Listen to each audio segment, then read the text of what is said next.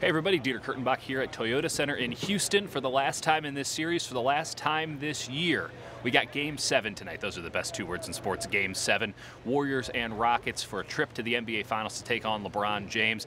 The Warriors will not have Andre Iguodala for this game. That was announced just after shoot-around here this afternoon. We'll have to wait to see if the Rockets have Chris Paul, but he is doubtful to play, and if he can play, it's hard to believe that he's going to be too much of a factor. A couple of things to look for in this game. The first, home court advantage. The Warriors conceded home court advantage in a way to the Rockets in early March, I think, and the Rockets probably would have gotten it anyway if we're being honest, but the Warriors decided to prioritize health and getting into rhythm, and they let the Rockets have this game, essentially. They didn't think it would necessarily come to it, but it has, and we'll have to see how the home court advantage plays for the Rockets and how it plays against the Warriors.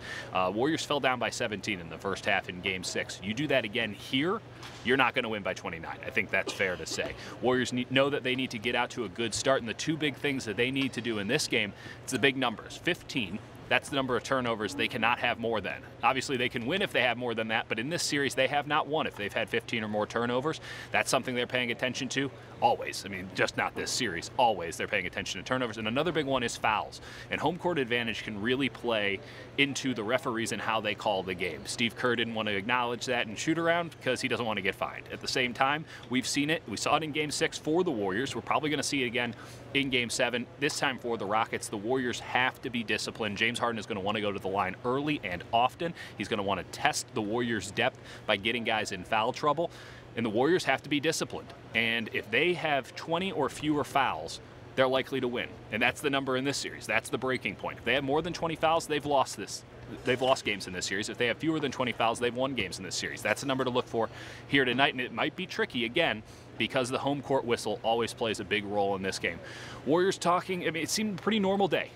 It's shoot around today. Not a lot of tense moods. The Warriors have been in situations like this before, but this is their first Game 7 on the road. They've won and lost one at home in the last couple of years. Experience plays a role, no doubt. The Warriors getting into a groove at the end of Game 6 plays a role, no doubt, but we'll have to see if any of that carries forward into Game 7. It should be a tense one, should be a close one. That's my prediction, at least. We'll have to see who wins it in the end.